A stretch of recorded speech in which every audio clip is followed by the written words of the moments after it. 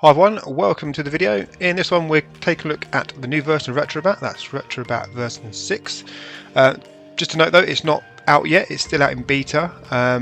It has been out for a little while in a couple of different versions. We're now up to version or beta 3, so they're making improvements and fixes and fixing bits and pieces. So it hopefully should be close to release.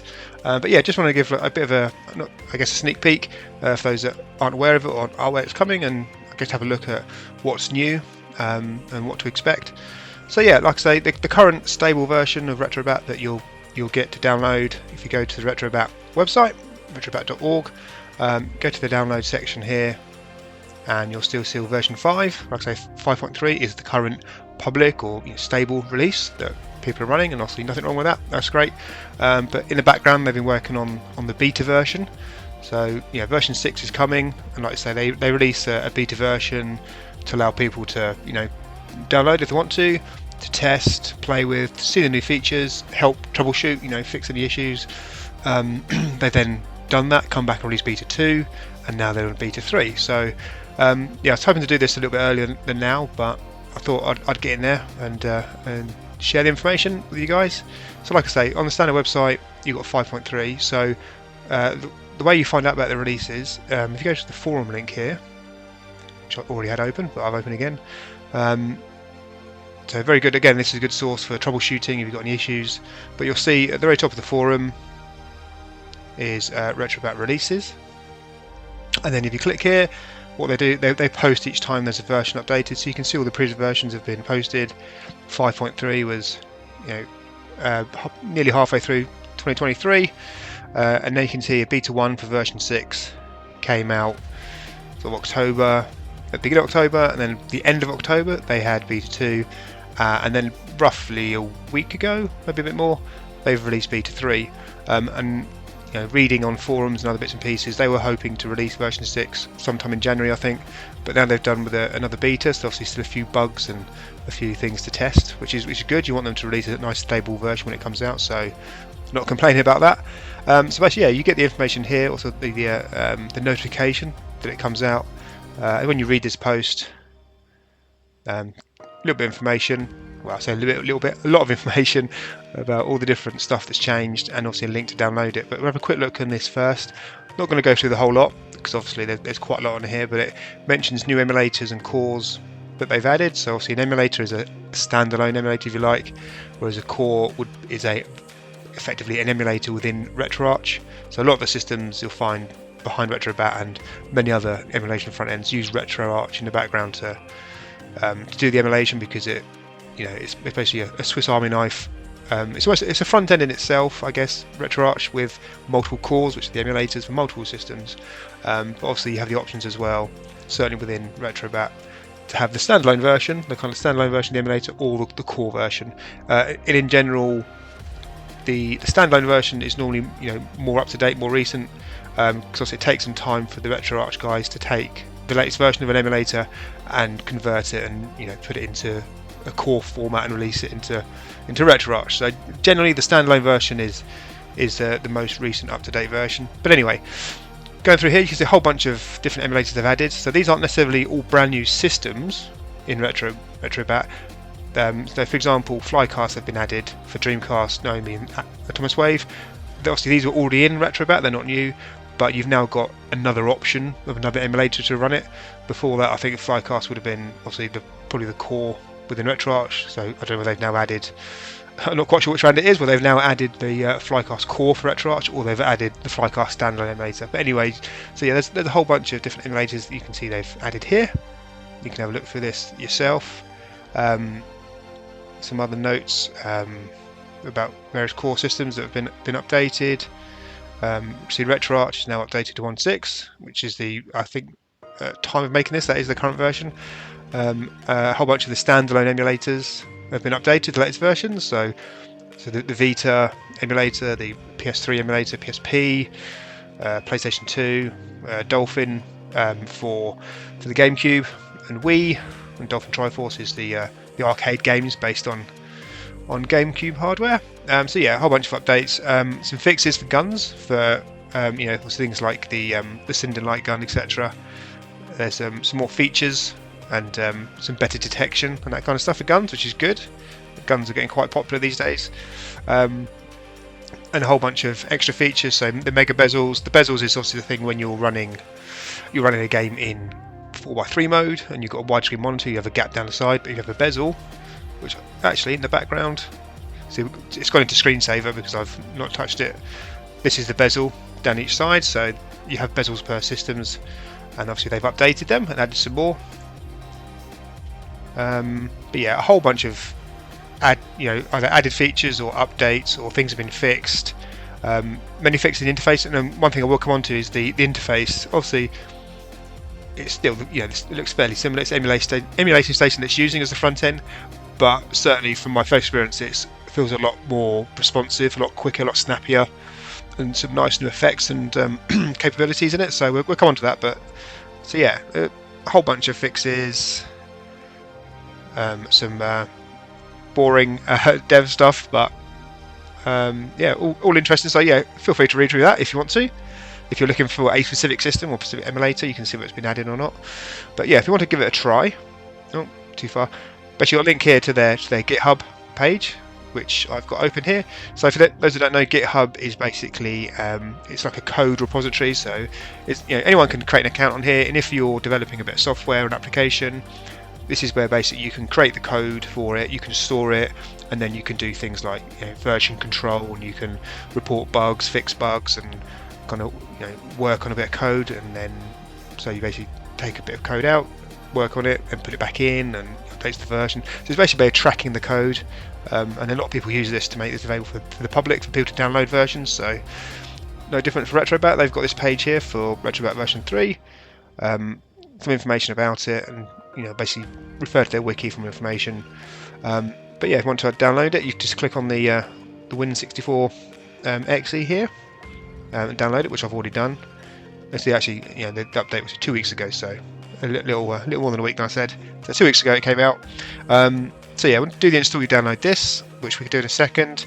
There's information here. If you're already running beta 1 or 2, there's just a couple of steps to, if you want to upgrade to beta 3.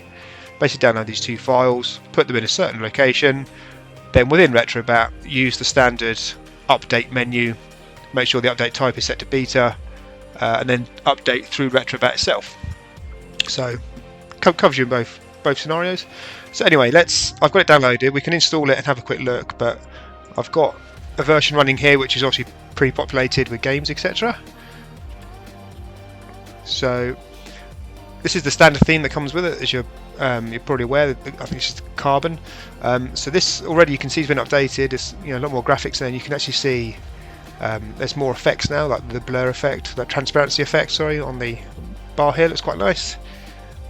So I actually quite like this. I mean, normally I do an install of RetroBat, and one of the first things I do is download a different theme to change and customize the look and feel. But to be honest, I'm quite liking the it's quite clean cut, nice interface they've got now with the updated standard interface. So if we just go down here, let's find a system. We can have a quick look. There's so many. Let's go to Hero. So again, you've got nice little effects, and you scroll around the wheel, and as you pause in a game, the box artwork pops up here, and the video starts to play. Obviously, all these themes you can customize. You can customize the layout, but yeah. So the interface is looking a lot nicer. Well, certainly the default theme. Like I say, I normally download some extra themes to play with it, but I quite like this one. So the actual interface itself looks fairly, I guess, the same. It's just been enhancements, extra features, making it a bit quicker. I certainly feel it's a bit snappier and quicker for me. So a lot of the menu and options are still the same. Like I say, they've just done improvements of how it performs, etc. So the actual look and feel, like I say, is fairly similar with kind of what you would expect and what you're used to. But anyway, like I say, this is a pre-built image. Let's just come out of here, and you can see at the bottom there I'm running. This is version 6, and then it's dated, obviously in reverse order, 13th of January 2024. So I know this is beta 3. So let's just close this out at the moment. So like I say, if you want have a play with this. Obviously some people may want to wait till the stable version comes out, but like I say, I've been using beta 3 for a little while now and had no issues with it, and it's running really well. So yeah, if you want to jump in, you can do that. I mean, I recommend, and one of the good things about RetroBat is you can install it, you know, more than once, because it's self-contained within its own folder. So if you've got your current build on, you know, on your D drive, whatever, you could create another folder and do a new install in a different folder, and it could be completely separate, so you're not going to mess up your original install. So I've got mine on an X drive here, but if I wanted to go and download a fresh install, so that's the file I downloaded already. The install is quite straightforward, because like I say, it's self-contained, so it pretty much just extracts all the folders and the files into a single folder, your install folder. So let's just launch this. My PC always tends to run a little bit slow when I'm recording, but so bear with me. So yeah, basically decide where you want to put it. I'm pretty sure my C drive is empty for, don't have a RetroBat that I've been playing with, so that's good. So let's go see RetroBat, but obviously you can change this to whatever you want. You can either type in here, or you can click browse and browse to location where you want it. Yeah, why not? Let's leave it, create a shortcut on the desktop. That just prompts me to install DirectX, which I should already have, but I think it's just confirming that I have got it and it's up to date.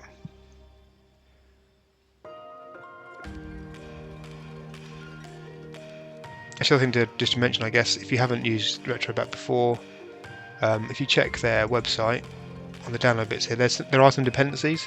So it does depend things like DirectX and Visual C++ to function, because obviously that's what it was written in. So I give you a handy link here to download the stuff.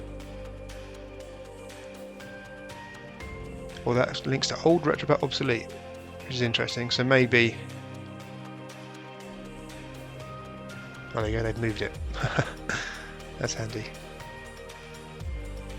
So yeah, you see here they've got, so requirements, it's Windows 8.1 or Windows 10 or 11. They recommend some CPU.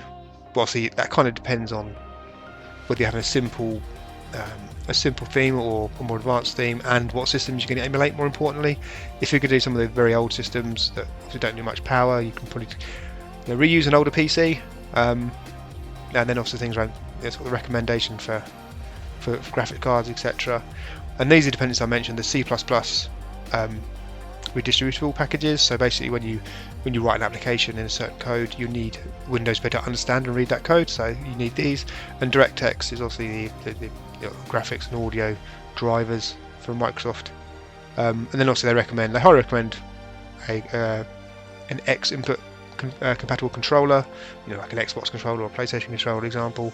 But obviously you could use the keyboard if you really wanted to. So that's kind of it. Yeah, just be aware that you do get any errors launching RetroBat. Make sure you've got these. I mean, if you already used your PC for games or for RetroBat previously or something else, you most likely already have these anyway. So, but just something to be aware of. So you can see it's just installing now, and when I say install, it's pretty much extracting all the files into that RetroBat folder. So if you do, have a play with this and you want to get rid of it, there's no real uninstall method. It's just delete that folder, delete C RetroBat, and it'll be gone. So it's quite neat and tidy in that way. There are, as you get into more advanced in the build, there are some systems that the emulator will store files outside of that folder. It will store stuff inside your Windows profile. So only a handful though, not many. So for some of those emulators, it's not truly portable. You will need, to move from one PC to another. You might need to set those emulators up again. So yeah, just something to be aware of. But that's only for a handful of systems. I know 3D Sen is like that. So that's the one that obviously takes your NES games, NES, and kind of displays them in a 3D style, which is quite cool. You've not seen that before. But like I say, yeah, the emulator is a bit more involved and setting up for that one. But anyway, this should nearly be done. So like I say, this is how easy it is to set up. It's literally just run that install, and then when it's finished, say finish, and it's creating me a shortcut which is just off screen there. So RetroBat just points to the RetroBat.exe. inside that C RetroBat folder. Oh, so it's just going to launch full screen, which is not very handy for the recording. So let me just exit this.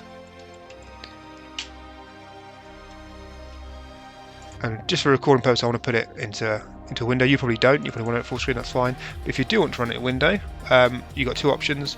You can either go into your Bat GUI. So this is a little executable, little tool that sits in the root of the RetroBat folder, and you can use this. You haven't seen it before. You can use it to obviously manipulate stuff and customize certain bits and pieces. One of them is the RetroBat INI, which has got the basic settings for RetroBat.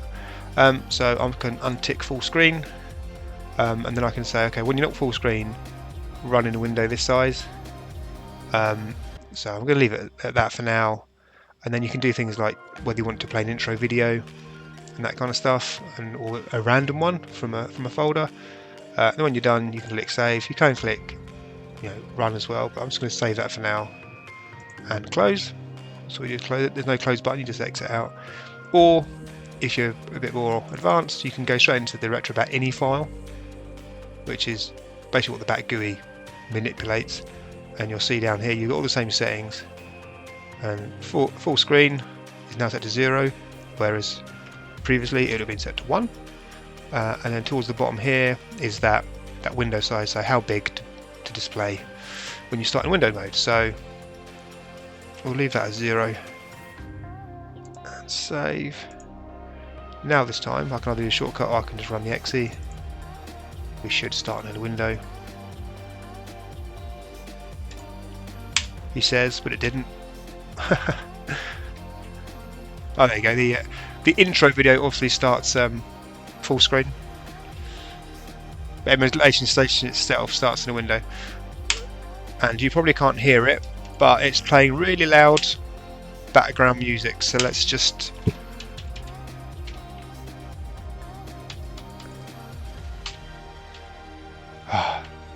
Well, you couldn't hear that, but that was some very loud music in my headphones. Yeah, so this is up and running. Like I say, this is the default theme is already there. Like I say, I think they've given this some nice attention and got some nice background pictures for each of the systems. So this is kind of like that's RetroBat installed basically. Obviously, you want to actually start playing some games. There's a few extra bits and pieces to do. Obviously, start adding systems, but within the RetroBat folder, you've got this BIOS folder. And under here is where you'll have the kind of firmware and BIOS files for the various systems. There are some that don't need BIOS files, but there's quite a few systems that do.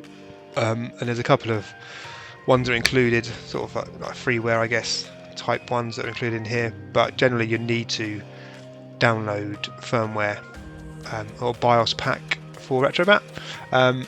They're quite easy findable online. And if you actually check some of my other videos, I've got a playlist where I put together a RetroBat build, and there's links in there for a BIOS pack. So obviously, if you need that, go and find it. And then once you've got it, you drop it in there. Like I said, I've made some other videos on actually setting up a build, a whole build guide that takes you through. So if you want to do that, you can follow that, and there's links in there for games and ROMs as well. So basically everything you need in one place.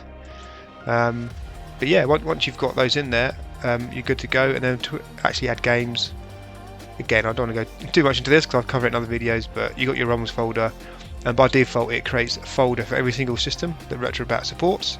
So you can see 181 folders here, so approximately 181 different systems that you can play through RetroBat. So you can see, you probably recognise a lot of these. So if we went like Atari 7800 or Atari ST, you go in there. It's empty, but any games you've got for that system, you basically drop into that folder. And like I say, I've got those videos and guides on how to do it. But if you want to do it yourself, on the RetroBat website, you've got a link to their wiki. This is very useful. You got the forum to go and ask questions if you're having issues. But all the actual documentation is in the wiki, which is really good. And there's a link here to their supported systems. So you'll see this full list of systems here will match those ROM folders. So here's all the different ROM folders, and that will correlate to all these different system names here. So again, so if we went to that Atari Well, I go ST in the end, didn't I? Each one's a little hyperlink. You click on Atari ST. It'll give some information. It'll say these are emulators you can use. So libretro is basically a core inside RetroArch. So there's a RetroArch core called Hatari, one called Hatarib, and then a standalone emulator called Hatari. So you've got a choice of 3 different emulators to use for that system. You can probably just play around. It'll probably default to the top one, I believe, but you can play around and see which one works best for you. Tells you, confirms where it goes, so in the ROMs /Atari ST, and it'll look for game ROMs that have these extensions. And obviously they can be zipped or 7-zipped or STX. I think it's quite a popular extension for Atari ST. So you got games for it. Drop them into that folder. Make sure they're in one of these formats. Otherwise, RetroBat won't see them and won't add them to your list. And then here's the information about the BIOS file as well. So it's saying to run Atari systems, I need these BIOS files, and they need to be in these locations. So this one just drops straight to the BIOS folder. These ones drop into some subfolders. But like I say, if you get a BIOS pack, either from my other videos or from somewhere else, it should have everything in one place, and you just drop it into your BIOS file, BIOS folder, and you're good to go. Gives you information about controls and all that kind of stuff here as well, which buttons do what. That's all very handy. Also, they differ slightly depending on which emulator you're using, and then for some systems there's some more specific information. This particular emulator, Hatari, can mount a GemDOS hard drive image. News to me. I didn't obviously I didn't look into this, but so yeah, it's only if you do have these certain hard drive images for games in a certain format, it does support it. Make sure it's named like this, and then you create or looks like you create a file with the .autorun extension and put the name of the file inside that.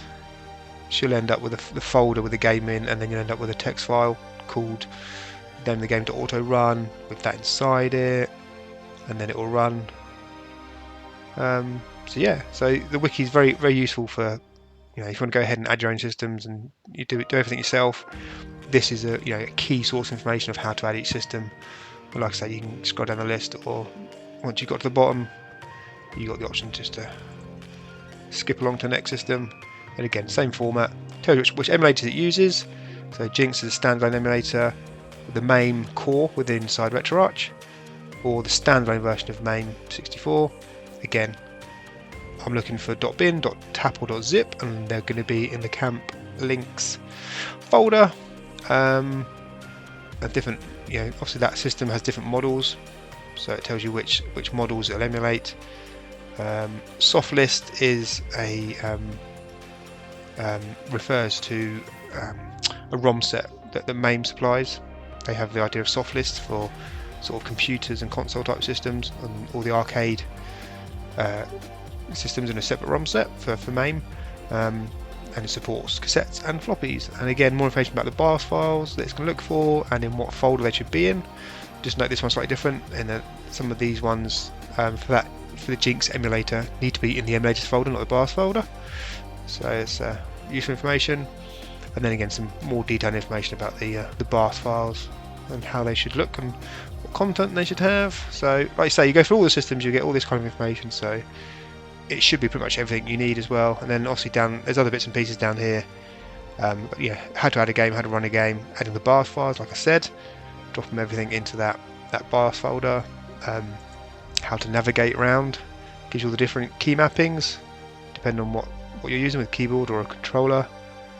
There's different hotkeys, things like how you exit a game or pause a game or quit and that kind of stuff. So all the information you need is here.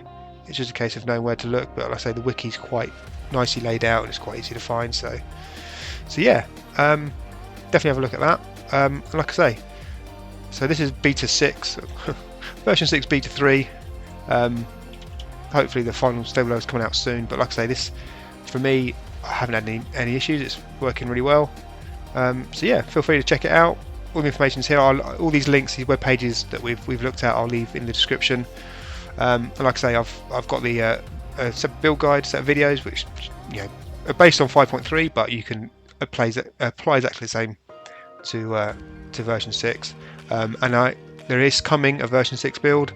I said in the previous videos that I'd been working on a build that the time was based on 5.3, and we got to a good point. We added a good number of systems to it, and the idea was to then try and get a build that covered every single system, and that is still happening, but obviously now it's going to be based on version 6, not version 5.3, so that is happening in the background.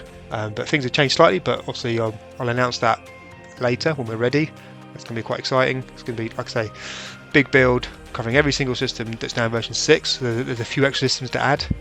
It's gone up a bit since version 5.3, so it's good. But yeah, keep an eye out for that. Make sure you subscribe, have your notifications turned on, because that's coming soon. I'm not working solely on that one. I'm working with some other people, so yeah, very interesting. And yeah, hope the video was useful. For me, version 6 looks really good. A lot of improvements. The interface itself just seems a lot more stable. When I was running different themes on version 5.3, occasionally you'd get crashes, or when it's trying to load, and I was kind of putting it down to the fact that I had so many systems on there. But so far, touch wood, in version 6 I've not had any issues loading the system or crashing, and I've got the same number of systems added, 160, 170 odd systems added, and it doesn't seem to struggle at all. So yeah, really, yeah, quite excited. Sad to say, but I'm quite excited about version 6 coming out. RetroBat looks really good. So yeah, hope you enjoy it. Hope the video was useful. Any feedback, welcome. Obviously stick them in the comments, but I've also got a Discord server and a Facebook group, so you can come there, have a chat, and recommendations or feedback would be great. And I will catch you on the next one.